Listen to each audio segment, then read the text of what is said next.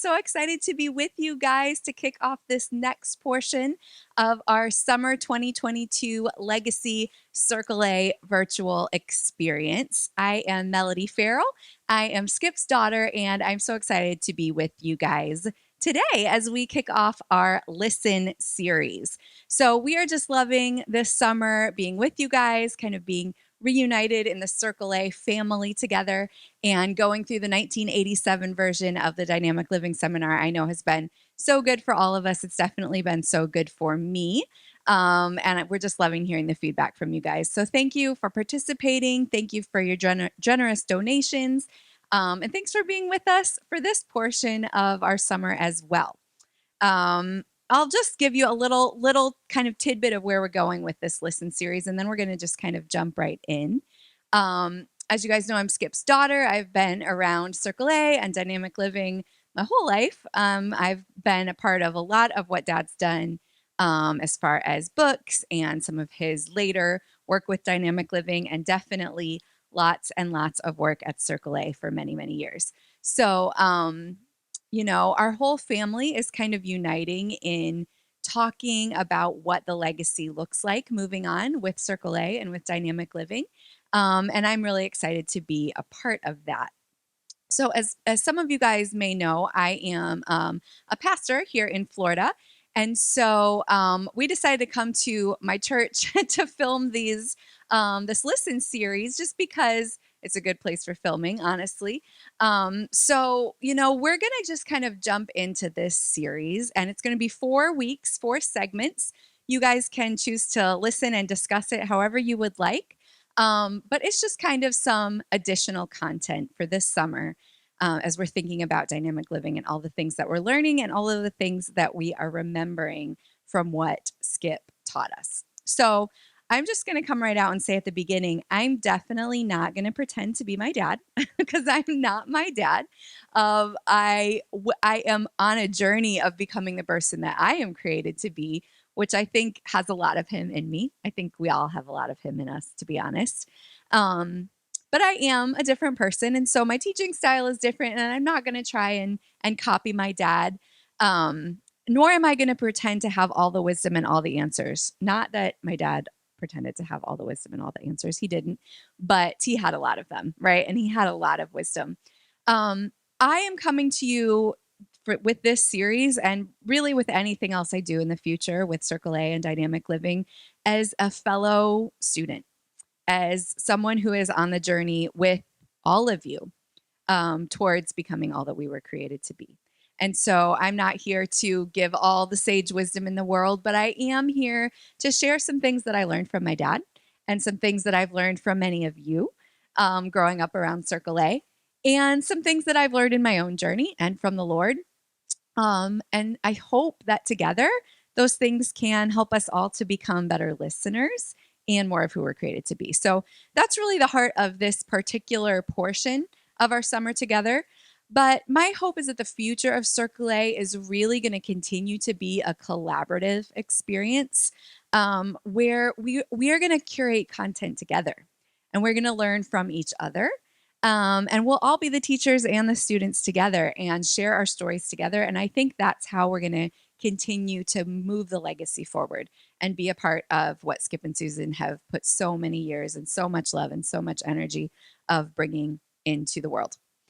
So let's talk about listening. Why this series about listening? There were a lot of different kind of directions I could have chosen, or themes that we could have chosen to talk about this summer from Dynamic Living, right? There's so much content there, and there's so much content that we learned at Circle A, and any one of those lanes of content would have been super helpful for all of us. So why listening this summer?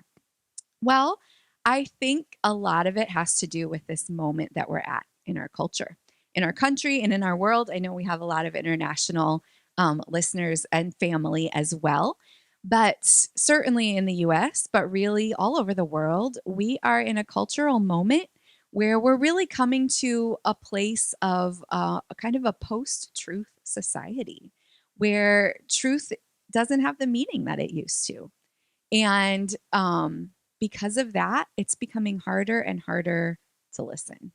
to listen to ourselves, to listen to others, to listen to God. And so listening is kind of becoming a lost skill in ourselves and in the next generations that are coming. It is becoming harder and harder for them to even learn to listen just in school or in church or wherever the case might be. Listening is becoming a lost art. And so it's such an important skill and art. It helps us build healthier relationships. It helps us do better in school. It helps us be more successful in our careers. It helps us to show love. It helps us increase wisdom. There's so many good and important things about listening. And so that's why we chose to talk about listening to this summer. And I'll tell you the main reason why is because ever since we lost my dad, and I've been thinking about all the things I learned from him, which are so many, one of the things that I've remembered most about him was his ability to listen. And I think my dad was probably the best listener that I've ever known. And I certainly want to become more and more like him in that. And I think we all do.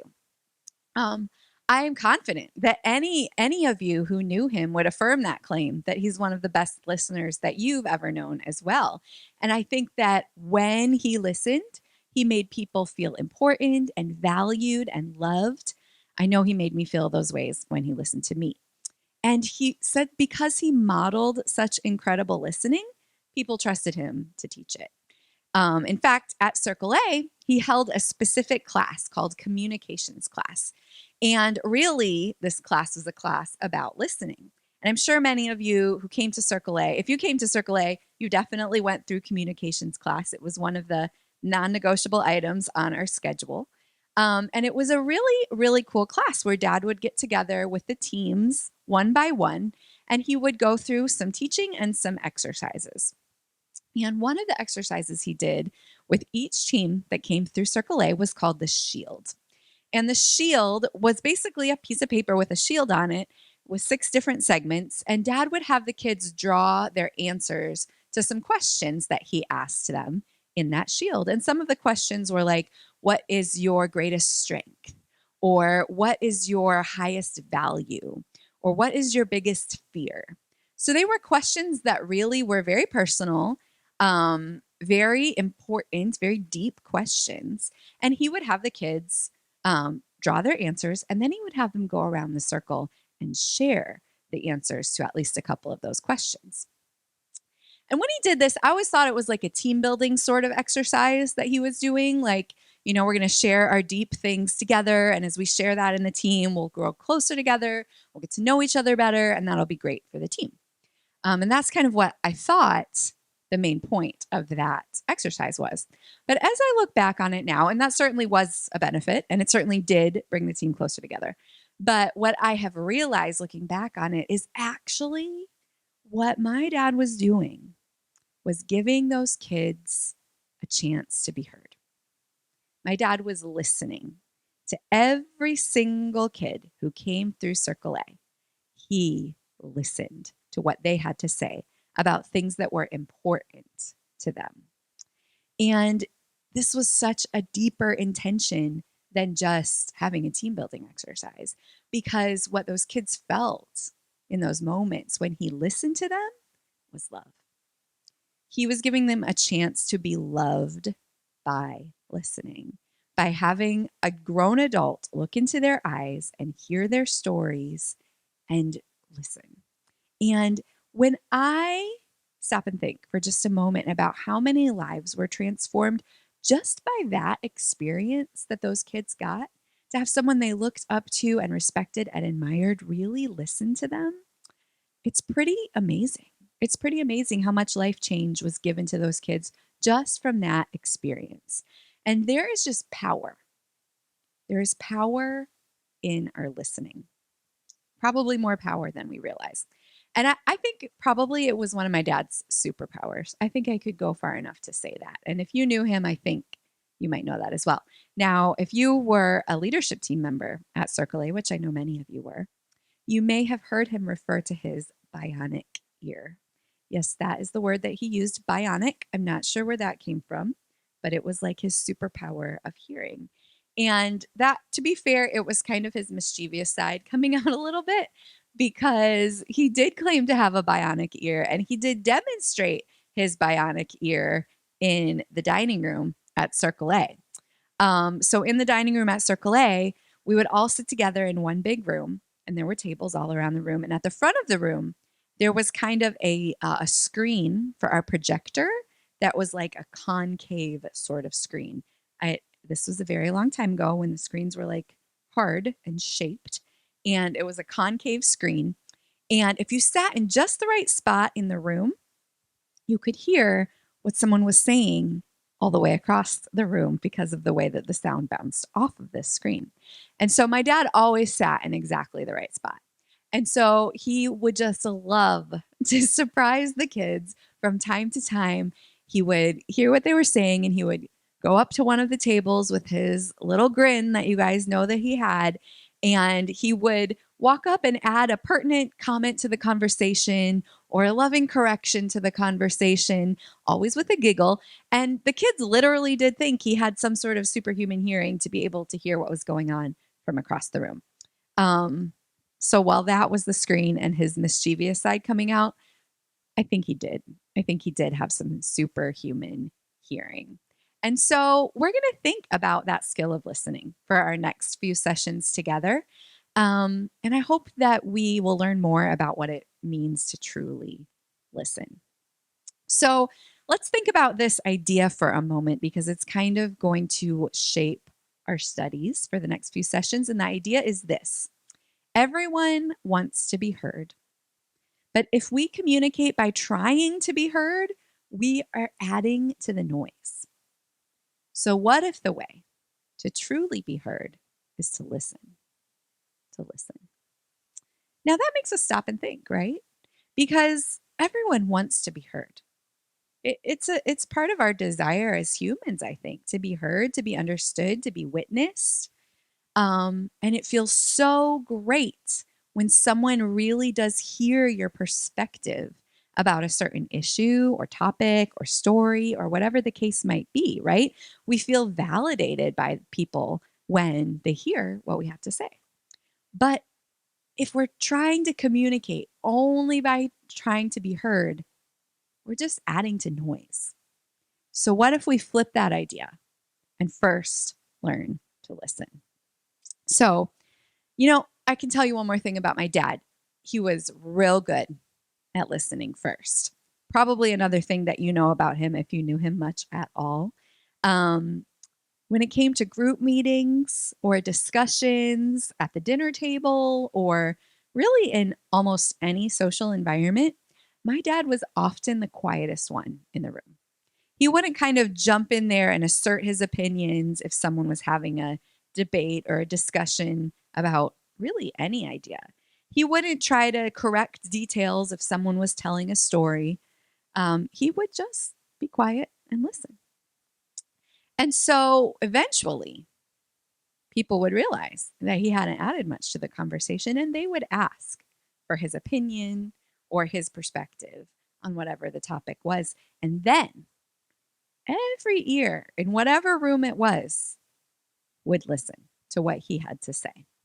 And his words carried more weight because he had entered into that posture of submission and humility to listen to what other people had to say first. It was really quite incredible. So we're going to talk about it for the next few weeks. And I think there's a really important piece that we have to discuss first before we can think about listening to God or listening to each other or listening to our own selves. We have to realize there's another factor at play. We have to decide what to do about something that's going on and that's getting worse for us. And that is the noise. The noise. You guys, not just physical noise, but noise in general has become such a part of our existence that it is extremely loud in our heads, in our hearts, in our minds, in our ears. There is so much noise. Now, I've coined a term for this noise that maybe can help you understand what I'm talking about. So I'm going to call it cognitive clamor. Cognitive clamor. So what do I mean by that? Well, cognitive clamor, the mental, physical, emotional, and spiritual deluge of information, opinion, disruption, and diversion that grows increasingly distracting and distressing as it gains space in our conscious and non-conscious awareness. That's the noise I'm talking about, the cognitive clamor that is so prevalent in all of our days, in all of our spaces as a society right now. The world is noisy, and it's not just noisy with busyness and media and work and friends. It's noisy with crisis and division and hateful, negative garbage, if I'm being honest, right? And I think you would agree.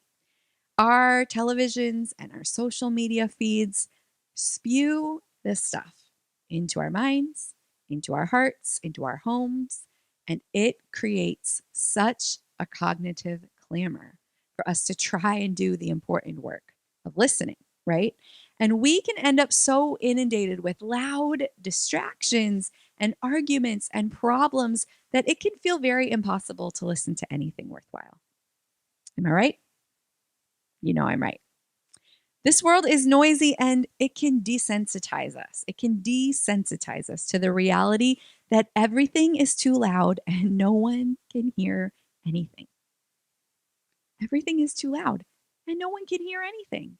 This is not a good state to practice the gift and the art and the skill of listening.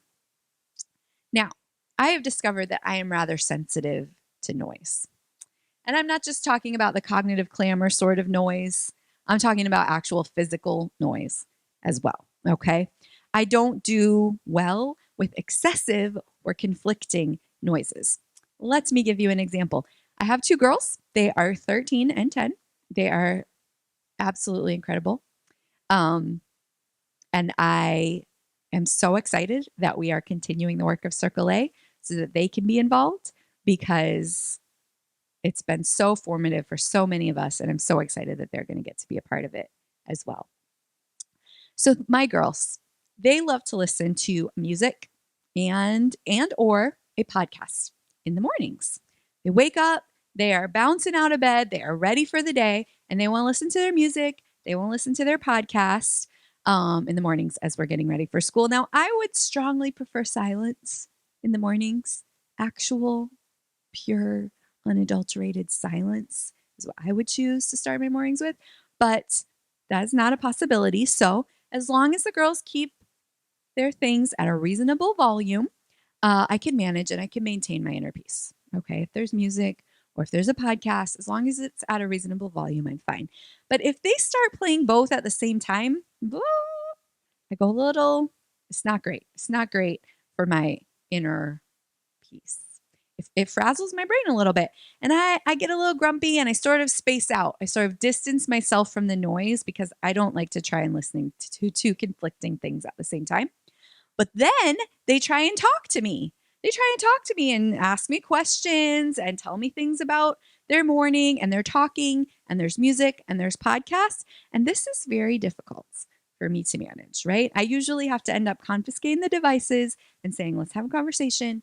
Then you can turn the music and the podcast back on. Because I don't do well with all these conflicting noise sources. Now, I'm not saying we're all like that. I think some of us can do great at listening to more than one physical noise source, okay? But I do think that we are all like that when it comes to the internal workings of our minds, our brains, right? We cannot possibly take notice of anything worthwhile when we're already frazzled with this deluge of cognitive clamor and all the different input from so many places in our lives, right? And we can't engage in the essential practice of listening when we're getting all these conflicting stimuli, right? So before we go on, I just want to acknowledge that even talking about cognitive clamor might make some of us feel overwhelmed. And so before I make any noise about the cognitive clamor situation, I'm going to invite us to actually practice a few moments of silence right here on this recording. So if you're at home or driving or wherever you're listening to this, I invite you for just the next few minutes. We're just going to take a few minutes of silence and let our minds calm down from all that talk about cognitive clamor. So, take a few deep cleansing breaths while we're silent and we'll be right back.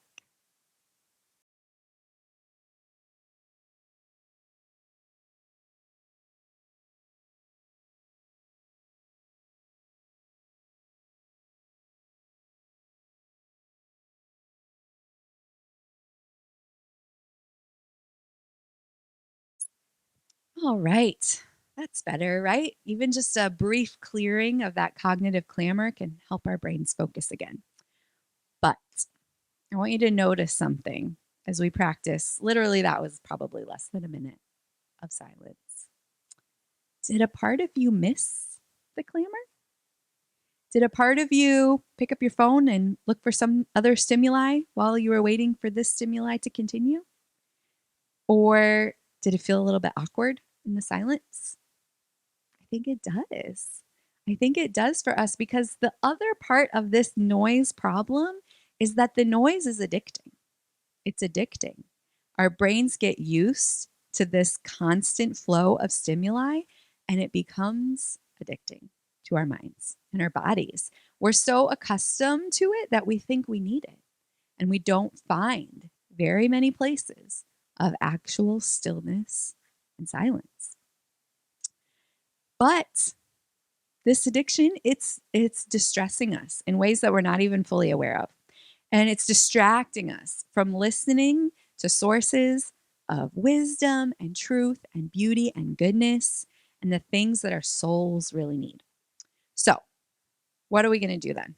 What are we going to do about this noise, this cognitive clamor, and how are we going to learn to listen in the midst of it? Well, my dad always used the metaphor of a volume dial. I'm sure you've heard him say something this before about turning up the volume dial or turning down the volume dial.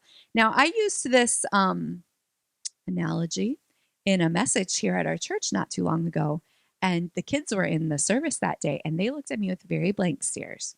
And I realized that they don't necessarily know what a volume dial is anymore. They know like sliders or buttons, but maybe not like a turning knob. So we're going to share a photo with you here on this video of a volume dial so you can know what my dad was referring to when we talked about turning the volume up or down. But I think everyone understands the concept of volume. So there we have it. Now, my dad had lots of ways of turning the volume up or down on different stimuli that was coming into his life at any given time. And he would be really good at turning down the volume on things that were negative or damaging, and turning up the volume on things that were healthy and good. And he had lots of ways of doing that, from just turning off the TV for long stretches of time in his life to just walking away from conversations that were not uplifting or honoring to people, to blaring, and I do mean blaring, worship music at all hours of the day and night in his room to keep the volume turned up on the things that were most important to him. So he was consistently aware of his cognitive clamor level, and he was always proactive about moderating it. And I want to have that same awareness in my life, right? So we're filming here at Element Church today, and in the back, we have a pretty epic volume control device. It is a soundboard. So we're going to put that soundboard up for a picture for you guys to see for just a second. Now, I know it looks like it could run the Death Star, but it's actually just a soundboard, right? And you can see all of those channels that have sliders, and the sliders control the volume for each of the different inputs on the soundboard, okay? So let's imagine for just a second that all of those faders, those sliders, are attached to something in our mental space, okay? So here's a list of some things that those faders might be attached to. Just think about this in your mind as you visualize all these faders on the soundboard. Maybe social media, TV, movies, news, family, church, healthy friends, not healthy friends, work, books, audiobooks, podcasts, music, leisure activities, internal criticism, external criticism, internal intuition, internal rumination, spiritual disciplines, the voice of the deceiver, the voice of Jesus. Now that's a short list, right? That's a short list of the inputs that are always coming in to our minds and our hearts. You could make your own list of many other things that probably have their own unique fader on the soundboard of your mind and your heart, right? Here's what I'm going to suggest that we do with those faders as we think about the skill and the art of listening. I'm going to suggest that we either turn it down, turn it off, turn it up, or turn it on. Turn it down, turn it off, turn it up, turn it on. Those are basically the four options we have when we think about an input coming in to our minds and hearts, right? So we're going to talk about those four ideas real quick, and then we're going to be done for this session. So the first idea is to turn it down. Turn it down. Sometimes we have to protect ourselves from some of the noise, right? And like I said, my dad was so good at this. I want to be better at this. I'm learning to be better at this, right? Sometimes we might not have to decide we're never watching the news again. We're just never going to watch again. We're going to turn it off and we're never going to watch it again because it's too depressing, right? Well, that might not be the right thing to do. It might be good to have some idea of what's going on in our world. But we might need to turn that fader way down. And maybe we're checking the news a couple times a week from a single or a couple sources, rather than let it fill our minds and our homes and our hearts with very difficult things to hear, right? We might not have to dump our friends who are going through hard things or making hard choices or not choosing the path of being all they are created to be. We might not have to get rid of them and never speak to them again, but we may have to turn the fader down on some of those relationships and put up some healthy boundaries so that somebody else who is struggling with very difficult things doesn't have constant and unfiltered access right to our minds and our hearts to influence us, because unhealthy patterns of thoughts and behaviors are contagious. They're contagious, right? So we might need to turn some of that stuff down. We might not have to write off social media forever. Social media can be a good thing. I'm on there every once in a while, but I'll tell you what, I can't be on there every day. It's not good for me. It's not good for my mind. It's not good for my cognitive clamor. So I have to limit it, and I have to make wise choices about how much and what content I can engage on social media. So some of this stuff, we got to turn those faders down to create more space for listening, right? Now, sometimes we have to turn it off. Sometimes we do have to turn it off, at least for a while. There might be something feeding our cognitive clamor that needs to be turned off for good because it's toxic. It's toxic in our lives, in our hearts, in our minds. There may be a relationship that is toxic for you that does need to come to an end. There may be a media influence that is inviting darkness into your life that needs to cease. There may be an open door for you hearing the lies of the enemy of your soul. And it might be time to close that door for good, right? You deserve freedom from those things. I deserve freedom from those things. And sometimes the answer is to turn it off, right? Now, I do want to give a little disclaimer here about spirituality, because I know that not everyone a part of our Circle A community professes the Christian faith or has their lives committed to Jesus. But I did just want to let you know that it is going to be a part of our discussions over these next 4 sessions together. And I hope that whether or not you do follow the way of Jesus or not, that you will still choose to listen and hear, because I think there is good to learn no matter what. my dad's faith was the most important thing in his life, and it's the most important thing in my life. And so it is going to influence and be a part of some of our discussions over the next few weeks. So I just wanted to let you know that now. All right, turn it up. Let's talk about some things to turn up. And this is really about what we're choosing to listen to. What are we choosing to allow into our cognitive space, right? What do we want to set as the background for our cognitive functioning? Our lives repeat what is loudest. They do. Meaning, if we're going to spend all of our time listening to the media, we're probably going to have a pretty negative worldview. We're probably going to have a pretty fearful worldview if that's what we are allowing to echo in and around and out of us, right? But if we listen to our healthy friends and family, if we listen to positive and uplifting influences, then we're going to be echoing light and hope and goodness. And that's what I want in my life. I know that's what my dad taught us all to be. So there are many good sources that we do want to turn up.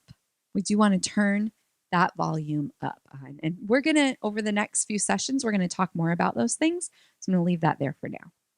But the last one is turn it on. And this is where it gets exciting because the open space that we clear by relieving our cognitive clamor, by choosing to turn some of those faders down, turn some of those faders off, turn some of the good ones that are going to help our cognitive situation, turn them up, we're going to free space to turn new inputs on in our lives and really become excellent listeners. So over the next few weeks, we're going to be talking about some of those things that we really want to turn on and turn up our listening. We want to listen in. Listen in. Listen to ourselves. Then we want to listen out to others. And then we want to listen up to God. So those are the three things that we're going to be talking about over the next few sessions together. But before we do, we're going to consider a couple really important things. And the first one is the price of listening. The price. Yes, there is a cost. There is a cost to the skill and the art of listening. It's not always easy. In fact, it's rarely ever easy to be a good listener. It requires some things. It costs something of us. So here I think is the price of listening that we are going to commit ourselves to if we're going to become better listeners. I think the price of listening is time, attention, and humility. Time, attention, humility. Time, we have to slow down if we're going to listen well, right?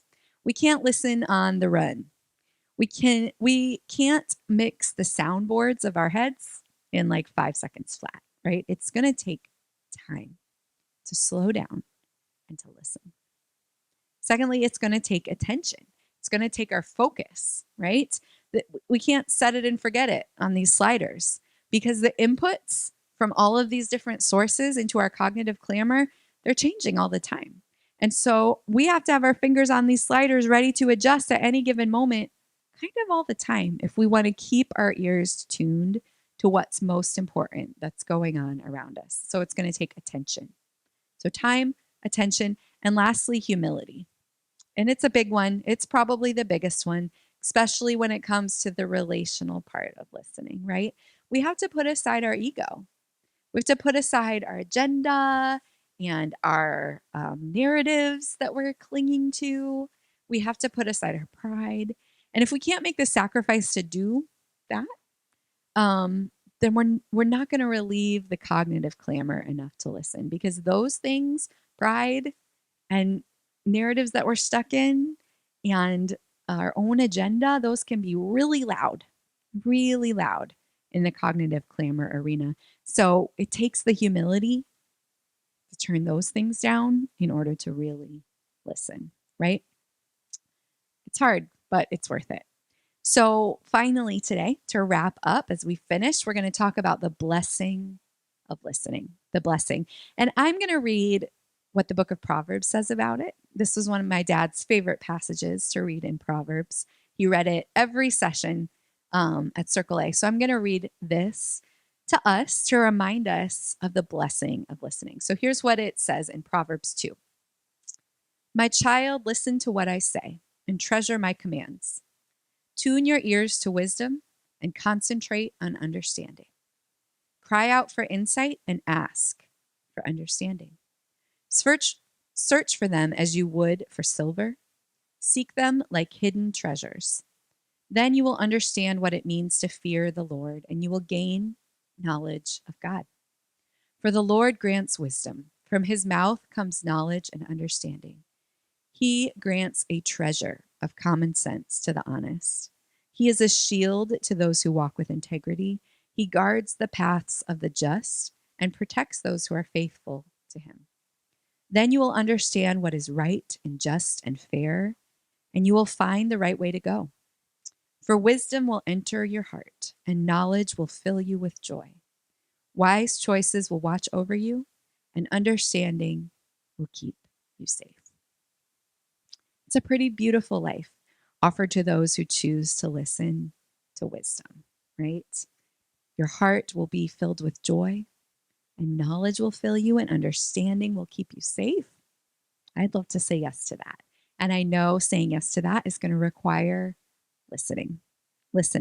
So today, our challenge is to think about, what do we do with that cognitive clamor?